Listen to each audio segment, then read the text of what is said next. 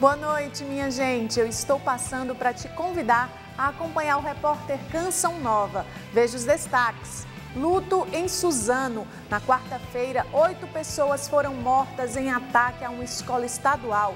Os atiradores cometeram suicídio. Reforma da Previdência. Um dos assuntos políticos mais comentados pela população é motivo de dúvidas para muitos contribuintes. Economia. Consumidores começaram o ano gastando mais em supermercados. Redes sociais. Cresce o número de estabelecimentos que têm aderido às mídias sociais para alavancar e divulgar produtos e serviços. Fraudes no Brasil. As micro e pequenas empresas se tornaram o principal alvo. Papa Francisco. Há 6 anos, o argentino Jorge Mário Bergoglio inaugurava um novo tempo na vida da igreja. O repórter Canção Nova começa agora.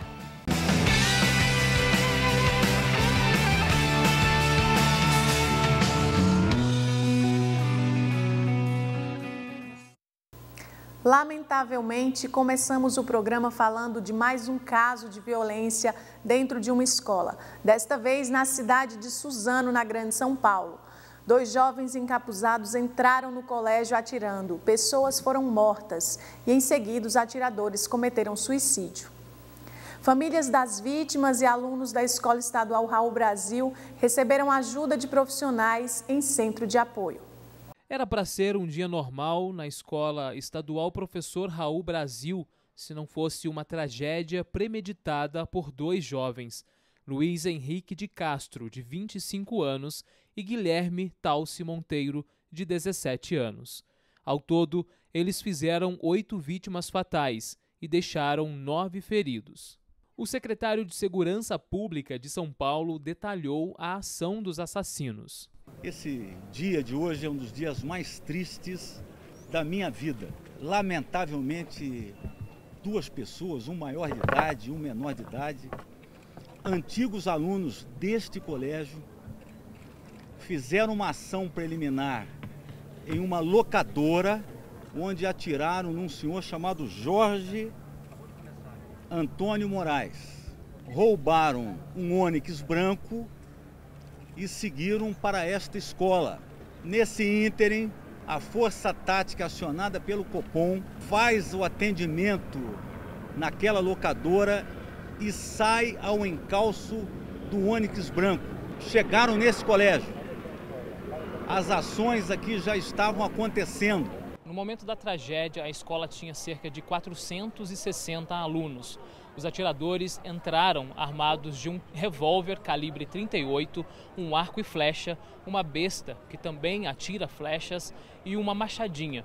Segundo a polícia, a intenção dos 2 era entrar numa outra sala e continuar fazendo os disparos. Rogério é pai de uma aluna que estava na escola e, segundo relatou, ela chegou a passar por um dos atiradores. Aí ela me ligou na hora, se trancou no banheiro, eu falei, fica abaixada que eu tô indo pra aí. Aí escutou outro disparo, aí eu peguei e gritei, meu Deus, aconteceu alguma coisa pra mim. Aí eu perdi o contato total com ela. Porque ela chegou a ver então o assassino?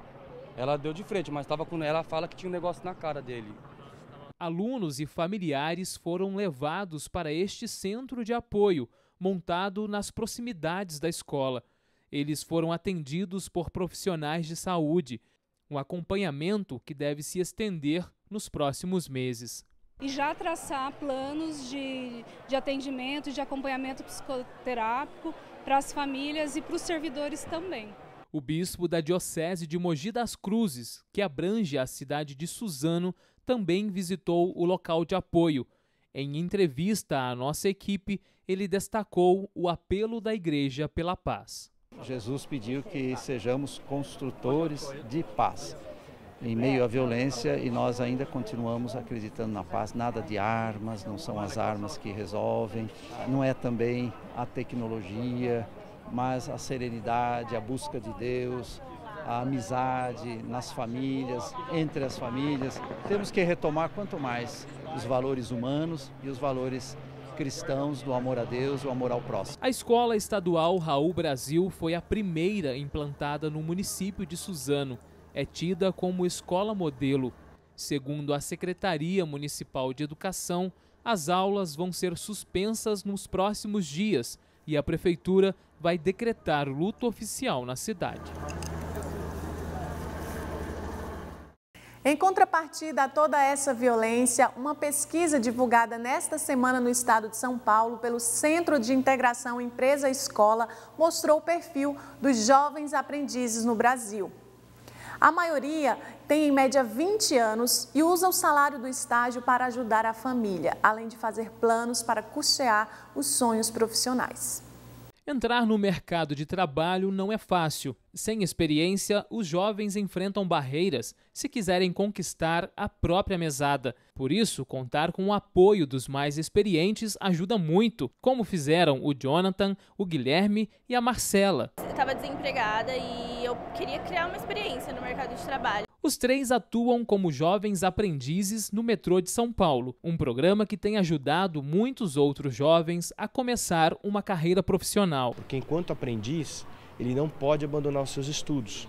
Então isso vai estimulando no jovem a continuidade nos estudos, a continuidade no seu aprimoramento profissional, para que ele tenha um desempenho, uma carreira mais produtiva. São cerca de 300 mil jovens aprendendo. De acordo com a pesquisa divulgada hoje pelo Centro de Integração de Empresa-Escola, a maioria deles tem, em média, 20 anos, está cursando o ensino médio, é de classe média baixa e ajuda a família com a renda do estágio, além de fazer planos para custear os sonhos profissionais. Quero fazer uma faculdade de gastronomia, entendeu? Eu estou investindo agora no cursinho do Enem e eu quero fazer o Enem para ganhar um desconto na faculdade. A Marcela e o Guilherme já estão na faculdade. Ele vê no primeiro emprego uma base profissional. Se caso eu não tivesse tido essa oportunidade, eu acredito que não haveria o mesmo desenvolvimento que eu tenho agora, tanto na minha relação profissional quanto acadêmica, e me prejudicaria bastante. É a virada de chave que a gente fala, né? Porque ele vem no ambiente escolar e de repente ele entra para o mundo corporativo. E aqui ele tem que sofrer uma série de adaptações, se acostumar com outros tipos de regras que existem no mercado de trabalho. Então isso é fundamental para essa climatização que ele tem que sofrer. Para quem quer iniciar o programa, a dica dos especialistas é ficar atento às competências de um jovem aprendiz. Destaques para a capacidade de relacionamento interpessoal e para a boa e velha comunicação. Sem dúvida, uma iniciativa de impactos sociais, para além das experiências profissionais. Alguns desses jovens podem ser cooptados pela criminalidade, porque eles estão em bairros onde eles convivem com essa criminalidade. E a ausência de uma perspectiva, a ausência de renda, pode facilitar a chegada desse jovem na criminalidade, o que é prejuízo para toda a sociedade brasileira. Dados do Serviço Oficial de Meteorologia do Reino Unido apontam que a década atual será a mais quente em 150 anos. De acordo com o Centro de Ciência do Sistema Terrestre do Instituto Nacional de Pesquisas Espaciais, no Brasil, o ano de 2018 foi o segundo mais quente nesse período. Quem trabalha debaixo do sol sente na pele o calor intenso. O clima quente é bom para a Terezinha, que vende sorvetes. Mais quente, muito mais. Ardendo, viu? O trabalhador da construção civil suporta o calor como pode. Só para beber bastante água mesmo e um chapéu bom na cabeça mesmo. Não tem outro jeito, não. O calor que José Milton e Terezinha sentem, a ciência comprova. A cada ano, o aquecimento provoca mudanças em todo o planeta. 2016 foi um ano um pouquinho mais quente que 2018, mas tanto um quanto o outro foram mais quentes que 2000, por exemplo. Então, é uma curva realmente de aumento anual da temperatura no planeta. Os impactos do aquecimento são visíveis nos incêndios e queimadas ou nas chuvas intensas que atingem várias cidades e provocam inundações. Para o cientista, o esforço em diminuir o ritmo do calorão provocado pelo efeito estufa deve ser de todo mundo. Todo mundo tem que fazer seu dever de casa, mesmo que que a sua contribuição seja pequena, porque o clima planetário mudando afeta a vida de todo mundo, independente de onde veio a emissão. No ano passado, as temperaturas medidas em todo o planeta ficaram entre as mais altas desde 1880. O aquecimento ganhou força com o aumento na emissão de gases causadores do efeito estufa.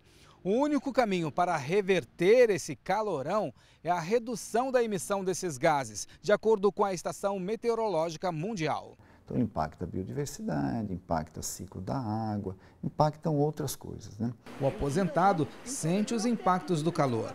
E acaba com a gente, né? Porque a gente é de idade, principalmente a pressão da gente. O cientista reforça o Acordo de Paris como compromisso voluntário assumido na Convenção do Clima da ONU para reduzir a emissão de gases de efeito estufa. Um esforço global na esfera política, né, para interferir no processo de emissões. Agora, obviamente, isso aí tem implicações econômicas, tem implicações sociais, tem implicações ambientais. A tendência de alta na temperatura média de todo o planeta deve continuar. Enquanto isso, Terezinha segue se cuidando. Vou sempre bebendo água, né? E vou caminhando. Olha aí, tá um sol quente, mas olha o vento que Deus manda para refrescar. E quando tá com Deus, tudo é muito mais fácil. Olha o picolé! Está realmente fazendo muito calor. E em algumas regiões, além do calor, muitas pessoas também enfrentam as chuvas. O Ministério da Saúde lançou alerta para o aumento de 149% dos casos de dengue no país. Os dados apontam a necessidade de gestores e a população intensificarem as ações de combate ao Aedes aegypti, mosquito transmissor da dengue, zika e chikungunya. Há 7 anos, Guilherme teve dengue. As chuvas do verão e a falta de conscientização dificultavam o combate ao mosquito. Eu tive muito cansaço, sono principalmente, e muita dificuldade para comer. Tinha muita vermelhidão na pele também. A lembrança dos sintomas deixa o auxiliar de escritório atento aos possíveis focos.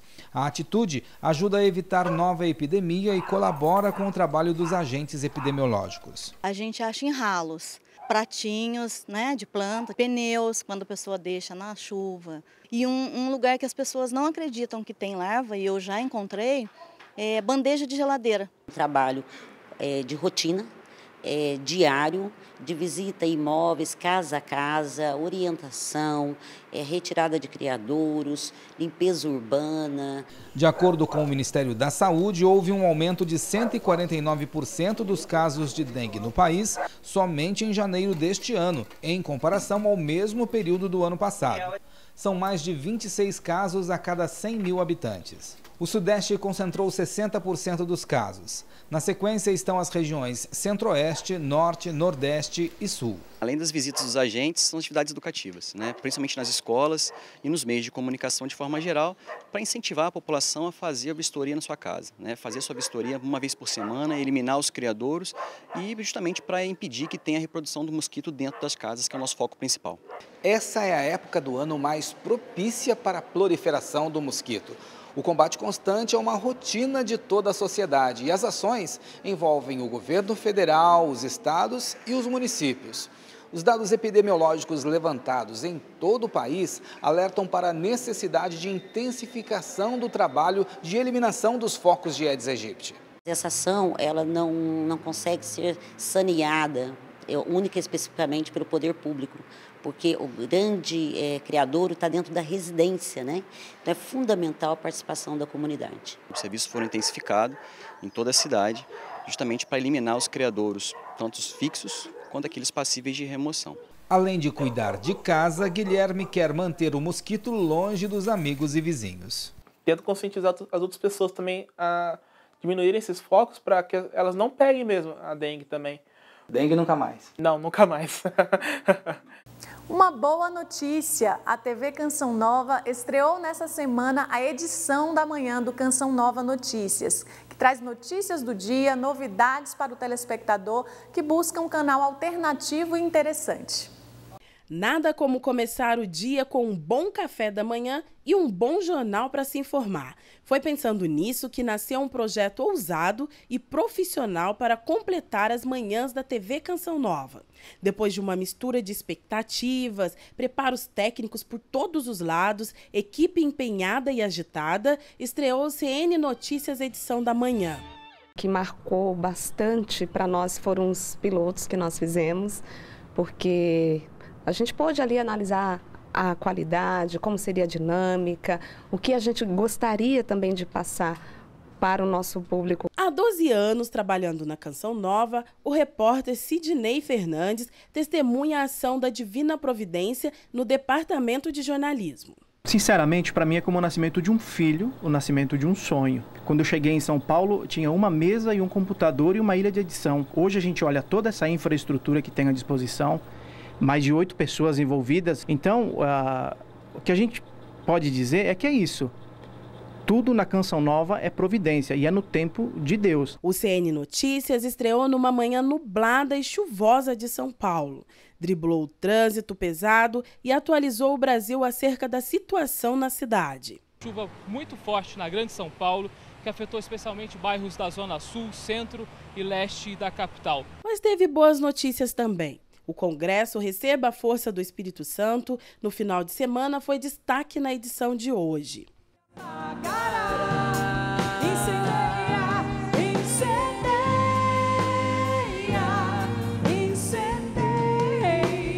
Pensando em informar os telespectadores sobre a gestão do país, a nossa equipe de Brasília entrou ao vivo para falar da movimentação no Congresso Nacional. Aqui em Brasília, nesta semana, parece que agora a coisa vai andar. E claro, não podia faltar um bom conselho do Papa para começar a semana. Bom dia, Rodrigo. Bom dia a todos que nos acompanham. Que alegria participar dessa estreia. Poder levar, como você disse, o Papa para pertinho de todo mundo no Brasil.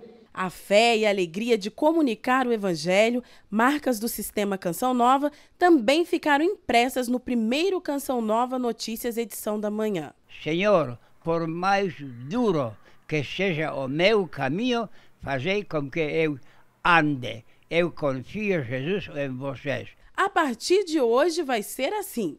Mais vida e mais esperança com informação de qualidade nas manhãs da TV Canção Nova. Depois do intervalo, reforma da Previdência. A discussão motiva aumento dos pedidos de aposentadoria no INSS. E no mundo dos negócios, ideias simples e inovadoras com potencial de rápido crescimento. Assim são as startups.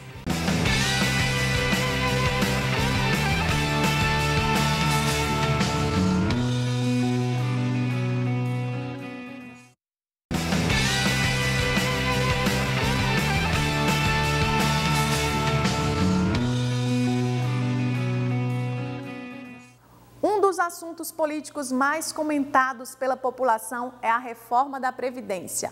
O tema, que é motivo de dúvidas para muitos contribuintes, motivou o aumento dos pedidos de aposentadoria no INSS. A alta foi de 30% no início do ano. Se tem um assunto que tem andado lado a lado com o brasileiro, é esse, a Previdência.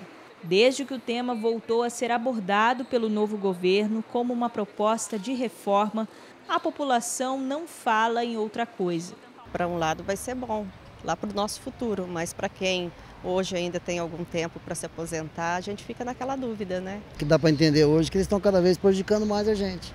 O povo não ficou só no discurso.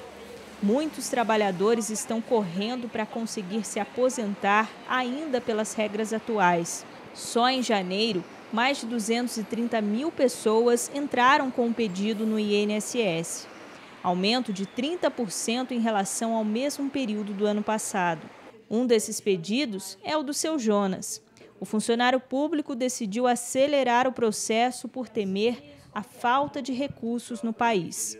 Se parar, estagnar, vai chegar uma determinada época que vai ser bastante precária a situação do aposentado, como aconteceu na Grécia, a ponto de não ter nem dinheiro para os aposentados.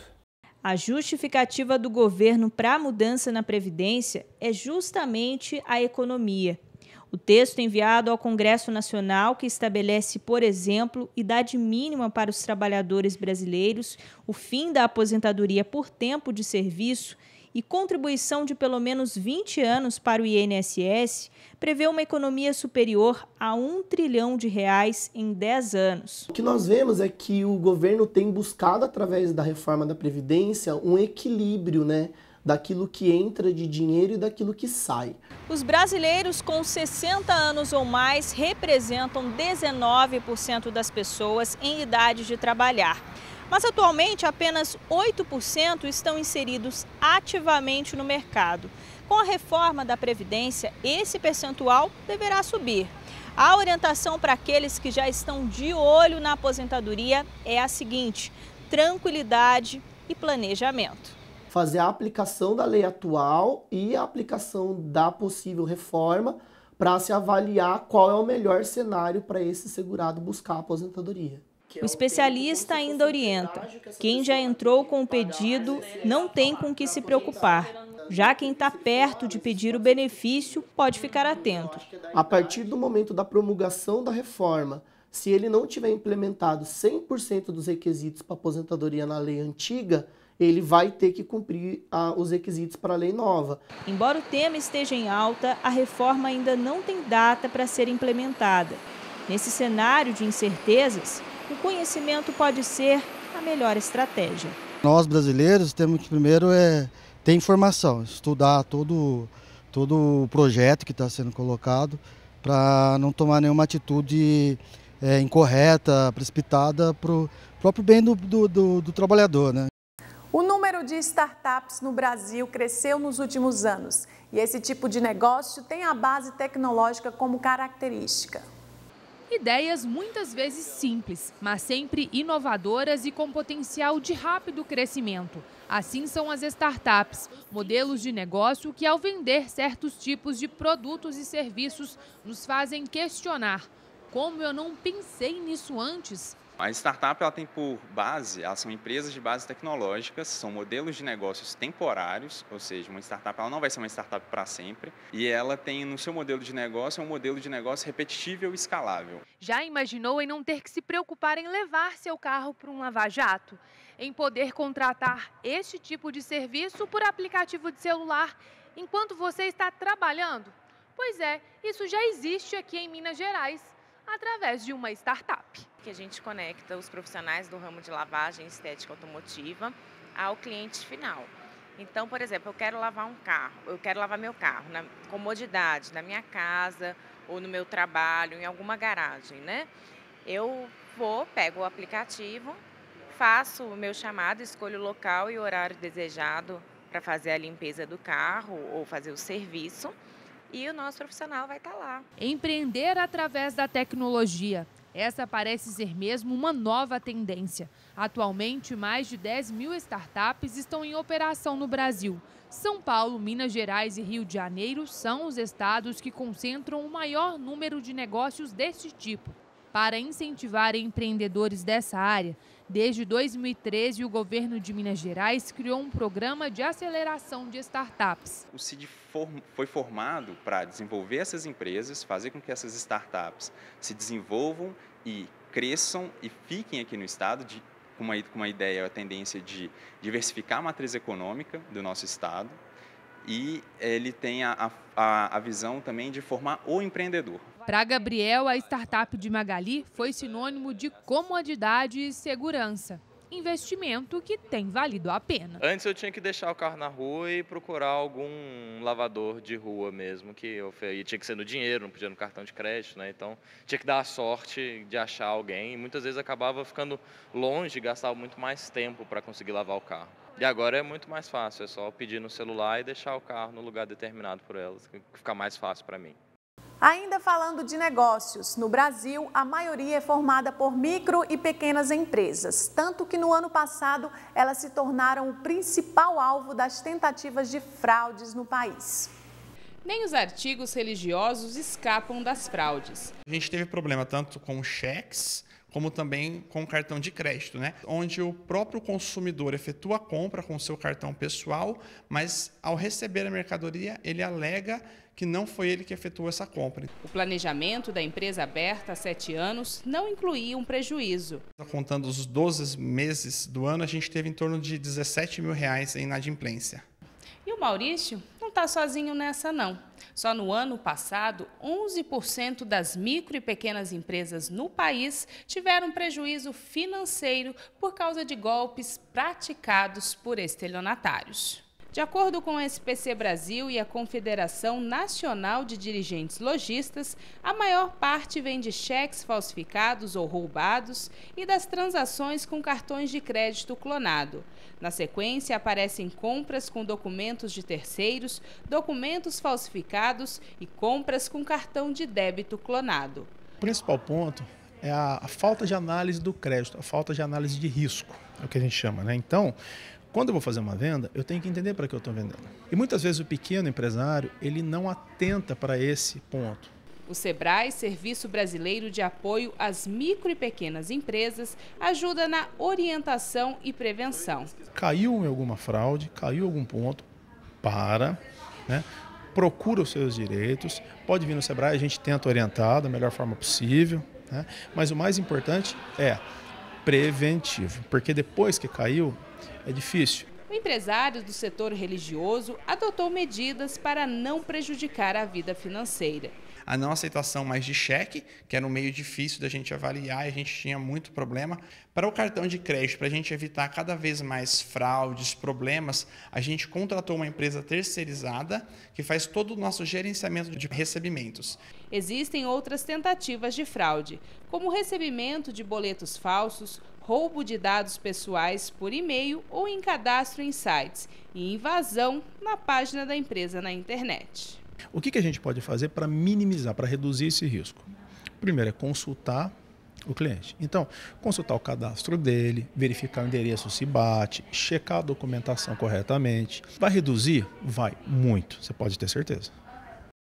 E muitas dessas empresas, empreendedores, profissionais de diversos segmentos estão aderindo às redes sociais para divulgar os produtos, serviços e assim impulsionar os negócios. Uma das atividades é o ramo gastronômico, que vem se profissionalizando nas plataformas virtuais para atrair um público cada vez mais exigente. Os cliques são necessários para que o consumidor tenha um mundo de oportunidades nas mãos. Por isso, em pouco tempo, as redes sociais deixaram de ser apenas uma forma de entretenimento e se tornaram uma vitrine para quem quer tornar o negócio mais conhecido. A rede social ela não virou só um espaço para mostrar os produtos e serviços, né? Virou um canal de comercialização, de vendas e de divulgação.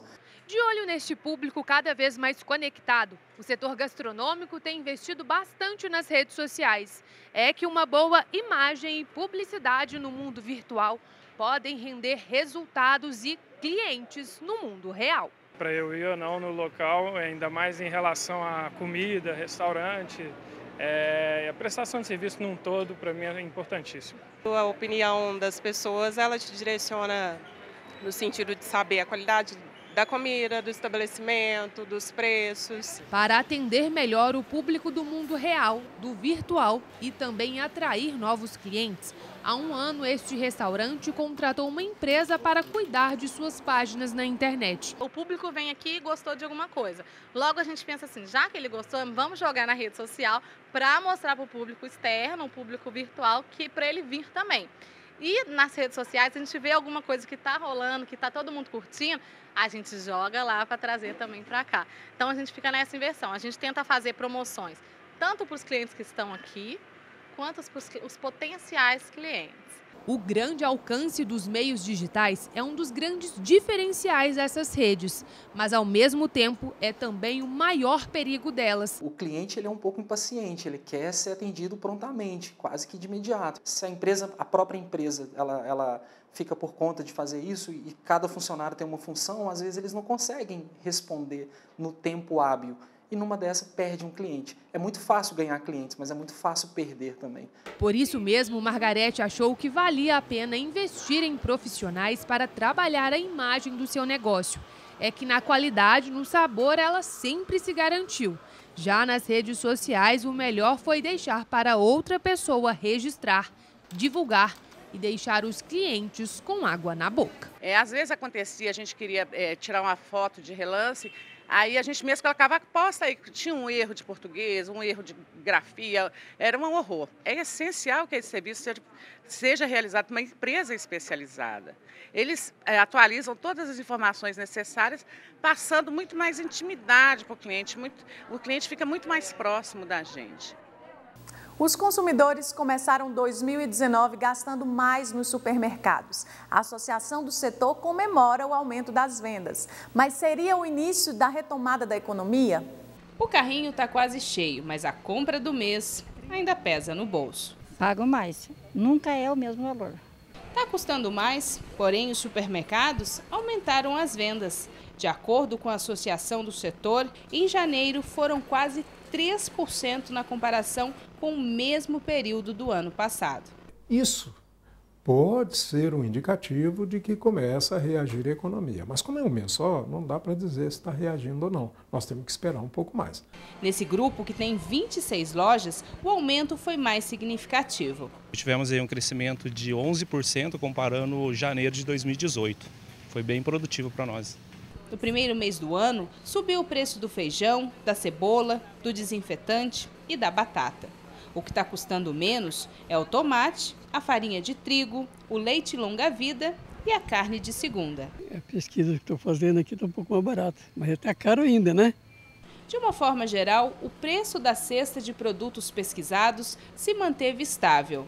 Essa pesquisa não é referente à cesta básica, mas sim aos 35 produtos mais vendidos nos supermercados, que incluem alimentos, bebidas, produtos de higiene, beleza e limpeza doméstica. A região Sudeste apresentou a maior alta, chegando a R$ 453,81. A maior queda no valor da cesta foi registrada na região Norte. O setor fechou 2018 com um crescimento de 2%.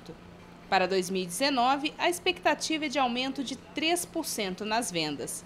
No entanto, essa rede de supermercados está mais otimista. Uma expectativa até bem positiva, né? Planejamos aí um crescimento de 15% comparando com o ano de 2018. De acordo com o economista, a melhora da economia depende da reforma da Previdência.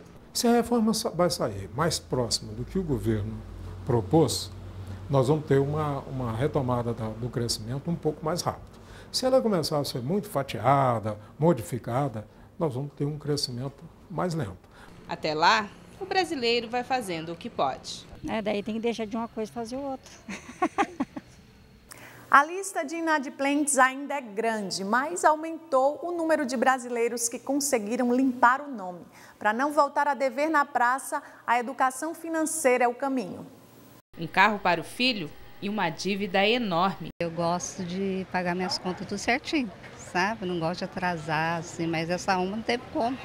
Foram 3 anos com o nome sujo na praça. Eu não tinha dinheiro, daí tinha que juntar o dinheiro para pagar, mas consegui. Devo, não nego, pago quando puder. Quem nunca ouviu esse ditado popular, não é mesmo? E parece que para muita gente, essa hora chegou. O número de inadimplentes que regularizaram as dívidas aumentou em 11,5% no país, de acordo com a Confederação Nacional dos Dirigentes Lojistas e do Serviço de Proteção ao Crédito. Isso mostra que o brasileiro, de alguma certa forma, ele está conseguindo pagar certas dívidas, parte por reflexo também do 13º, porém isso não quer dizer ainda que exista uma melhora da economia significativa. Entre os que recuperaram o crédito em janeiro, a maior parte está no Sudeste e Nordeste. As regiões Sul, Centro-Oeste e Norte tiveram menor percentual. A pesquisa mostra que as mulheres foram as que mais pagaram as dívidas. A maior parte tem entre 30 e 39 anos, seguidos dos que têm de 50 a 64 anos e, por último, os maiores de 65 anos. Nem todo mundo sabe, mas o órgão de defesa do consumidor pode ajudar na conciliação. Fazemos a intermediação no sentido de fazer um abatimento no valor total em caso de pagamento à vista ou uma divisão desses valores para que o consumidor possa pagar sem excesso de juros e tudo mais que a gente sabe que existe. O economista diz que a educação financeira é a base para ter o nome limpo sempre. Pensar antes de consumir, não comprar por impulso, ver a real necessidade de comprar um bem, ele é muito necessário nesse caso para que a pessoa não volte a ficar inadimplente. Os dados mostram que o tempo médio entre a inadimplência e o atraso de uma segunda conta é de 3 meses. Só em janeiro, 79% dos que foram negativados já estiveram no cadastro de devedores nos últimos 12 meses. Mas essa é uma lista que a dona Maria não quer saber mais. Nem cartão eu uso mais, não tem nem cartão, porque senão daí fica uma bola de neve, daí pronto. A seguir, porta-voz do Santo Padre conversou com nossa equipe em Roma e apontou algumas características de Francisco e seu pontificado. Parlamentares comentam a ação social da Igreja Católica e elogiam o tema escolhido para a campanha da fraternidade esse ano.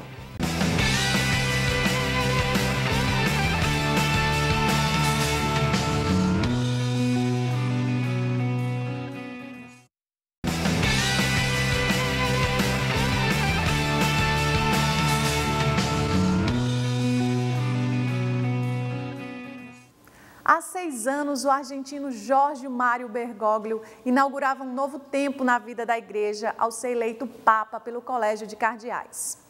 Inspirado no Santo da Humildade, escolheu ser Francisco, que agora vive um tempo novo, porém fecundo, cheio de atividades e surpresas. Um Papa que parece não se cansar. Ele chegou discretamente, mas com um sorriso que ganhou o coração de todos. Seu nome não aparecia nos jornais entre os preferidos e, ao ser anunciado na sacada da Basílica de São Pedro, a surpresa foi grande. Buonasera.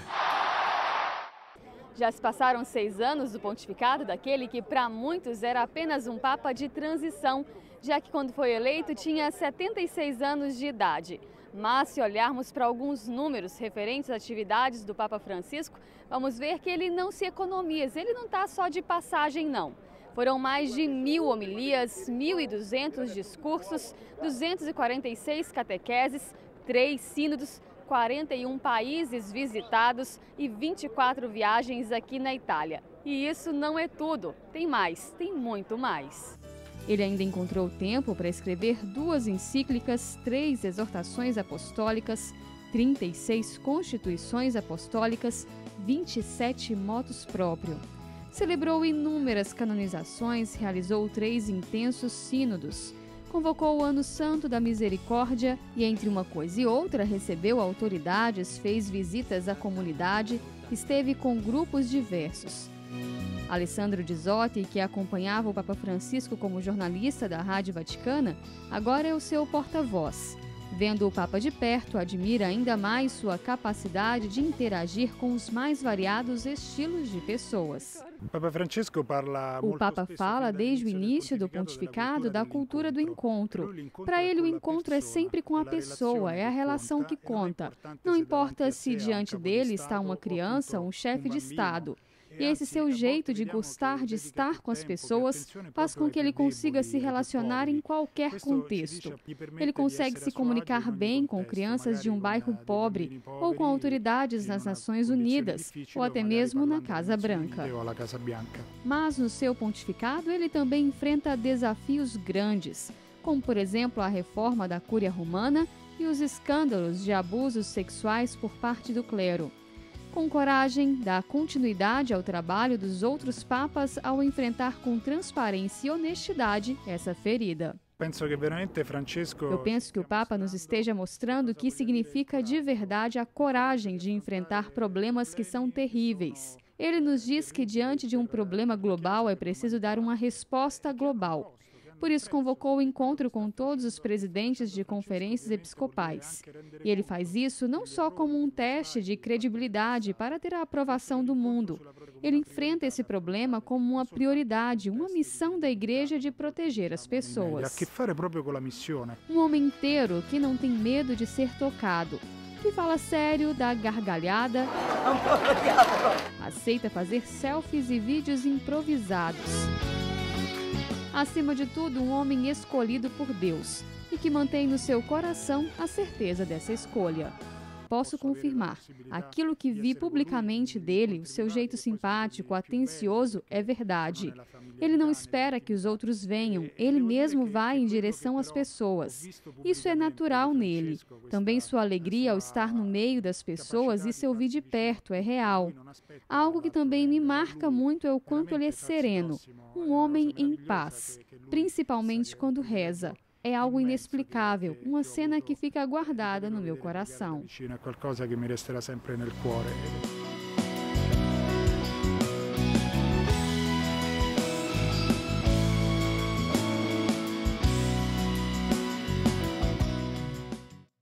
A campanha da fraternidade, promovida pela Conferência Nacional dos Bispos do Brasil, foi homenageada esta semana em sessão solene na Câmara dos Deputados em Brasília.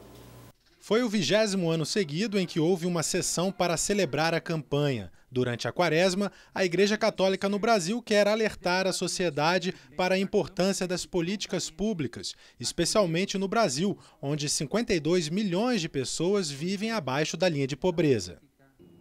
As políticas públicas devem assegurar e efetivar direitos fundamentais da população, a começar dos mais pobres e vulneráveis. O bem dos pequenos e fragilizados é o critério para assegurar se a política está efetivamente a serviço do bem comum. Foi exibido um vídeo em que o Papa Francisco afirma que se envolver na política é uma obrigação para o cristão e que a política é uma das formas mais altas de caridade. Delle forme più alte della carità. Parlamentares foram à tribuna e lembraram que assuntos sociais e econômicos podem ser melhorados com boas políticas públicas. Pessoas morrendo por causa das questões das águas. Vamos culpar Deus? Vamos culpar as chuvas? Não, isso tem a ver com políticas públicas. Qual é a proposta de política pública que está sendo apresentado para a juventude? É de criminalização, endurecimento de penas, e não de projetos de inclusão social, de trabalho, de oportunidades. As famílias estão desagregadas. Não existe mais um pai presente, não existe mais uma mãe presente. Temos filhos órfãos de pais vivos. A campanha começou na quarta-feira de cinzas e, segundo o texto base produzido pela CNBB, políticas públicas devem servir para garantir e pôr em prática direitos previstos na Constituição. E para o deputado Diego Garcia, a força da Igreja Católica ao discutir esses temas com os fiéis pode fazer o Brasil avançar. A campanha da fraternidade ela vem trazer luz e mostrar também esse envolvimento da sociedade e da Igreja Católica junto de políticas públicas. A Igreja Católica ela é responsável hoje pela fundação de orfanatos, de creches, de escolas, de universidades, de asilos, de santas casas em todo o país. Graças à Igreja Católica nós temos essas estruturas de atendimento ao público e que estão ajudando a salvar a vida de milhares de pessoas. Na Terra de Jesus, uma casa especial que já atendeu mais de 100 crianças. Muitas delas cresceram, estudam e sonham com um futuro pleno de esperança e possibilidades. À sombra da Basílica da Natividade em Belém está esse lugar certamente separado por Deus para estes que são alguns de seus filhos prediletos. Trata-se da Casa da Criança, lar que acolhe meninos com sérias dificuldades familiares. Fundada em 2007, apoiada especialmente pela Custódia da Terra Santa por meio da americana Franciscan Foundation for the Holy Land. As atividades da Casa da Criança não são extraordinárias. São as tarefas de qualquer pequena casa do mundo onde se busca dar, fazer as vezes dos pais, do pai, da mãe, da família, a todas as crianças que vêm aqui. Eles têm tempo para tudo: comer, estudar, brincar e mais do que isso. Nós damos a eles muita atenção nos mínimos detalhes de suas vidas. Da comida que recebem no refeitório, às roupas, às necessidades que eles têm de serem ouvidas, de serem ajudadas, de terem uma pessoa presente para eles, como ponto de referência. Esta casa é melhor que a minha porque me encoraja a estudar. A vida aqui é muito boa e confortável. Quando crescer, quero ser policial, mas ainda não sei se é uma boa ideia. Eu era fraco na escola, mas quando cheguei aqui, melhorei. O tratamento aqui é bom e tudo é organizado. E se eu conseguir estudar, quero ser professor ou engenheiro. Ao longo destes 12 anos de fundação, a casa já acolheu mais de 100 crianças. Muitas delas já cresceram. Eu vim para cá em 2008, após a morte do meu pai. Vivi momentos agradáveis com o padre Marvan, terminei o ensino médio e então comecei a trabalhar na cozinha. Agora eu leciono no Terra Santa School. Ele fez aqui um percurso de 7 anos e estudou na universidade. Ele agora é chefe de cozinha. Trabalhou aqui por alguns anos e agora é diretor de um restaurante bem conhecido. Nadim já chegou na casa adolescente, não ia bem na escola. A raiz da dificuldade estava, entretanto, nas complicações vividas por seus pais. Eu era fraco academicamente, mas melhorei aqui por causa do interesse da casa até que concluí o ensino médio. Depois disso, o padre Marvan permaneceu como um pai, ajudando-me durante meus estudos universitários, onde me especializei em matemática e física e me tornei professor há 2 anos. Iskander também venceu na vida. As sementes das orações simples feitas aqui antes das refeições ou antes de dormir caíram em seu coração. Morei nesta casa por 7 anos, até terminar meus estudos. Então, entrei para a Universidade de Belém e comecei a cursar teologia. Também comecei a estudar italiano e pretendo dar continuidade à minha vida acadêmica na Itália. Os olhares destas crianças irradiam luz, luz que os fez há 2 anos viver uma experiência forte. Eles estavam em um momento de convívio e lhes foi oferecido um cardápio VIP em um restaurante. A proprietária do estabelecimento surpreendeu Frei Maruan. E poi uscendo mi fa, io, lei parlando di se stessa. Ela, falando de si mesma, disse que cresceu em uma casa de acolhida nos Estados Unidos ou em outro país estrangeiro, onde via somente a escuridão diante de si. Quando vi vocês com suas crianças, continuou, vi tanta luz em seus olhos que entendi que estão realizando um bom trabalho. Allora ho capito che state lavorando bene con i ragazzi, nella maniera giusta. Luz esta que é o próprio Deus que dá a cada um, através da casa da criança, a esperança de um futuro melhor.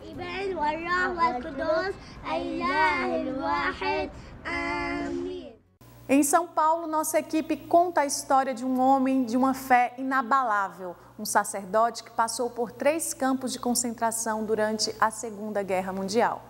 Praça Domingos Correia da Cruz, Santana, Zona Norte de São Paulo. De um lado, Dom Bosco, fundador dos Salesianos. De outro, Nossa Senhora Auxiliadora, eleita por ele para ser a padroeira da congregação. Mais à frente, a igreja de Santa Teresinha da Comunidade Salesiana, inaugurada em 1940.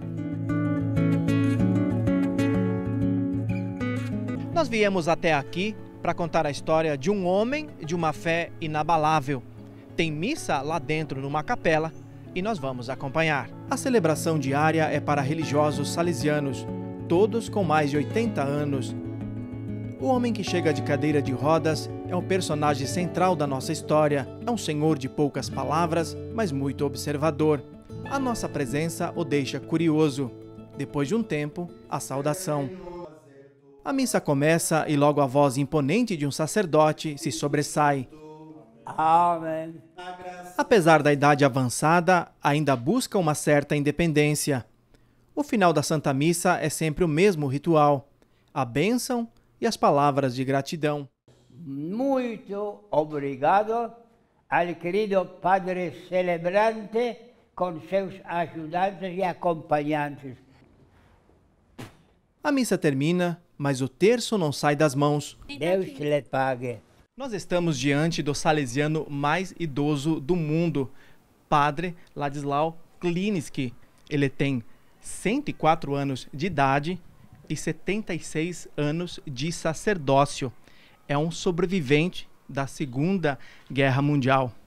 O senhor fala disso nesses livros? Depois da guerra, sempre com a mesma intenção para propagar devoção a Jesus misericordioso, dizendo: Senhor, por mais duro que seja o meu caminho, fazei com que eu ande. Padre Ladislau nasceu na Polônia em 1º de junho de 1914. Sua vocação sacerdotal brotou numa época marcada por conflitos. Em 1º de setembro de 1939, o exército alemão invade a Polônia, dando início à Segunda Guerra Mundial. Impedido de ir a Roma estudar teologia, Ladislau foi enviado à cidade de Vilnius, na Lituânia, região dominada pelos russos. Em 1941, russos e alemães entram em confronto, e as tropas de Hitler dominam a Lituânia.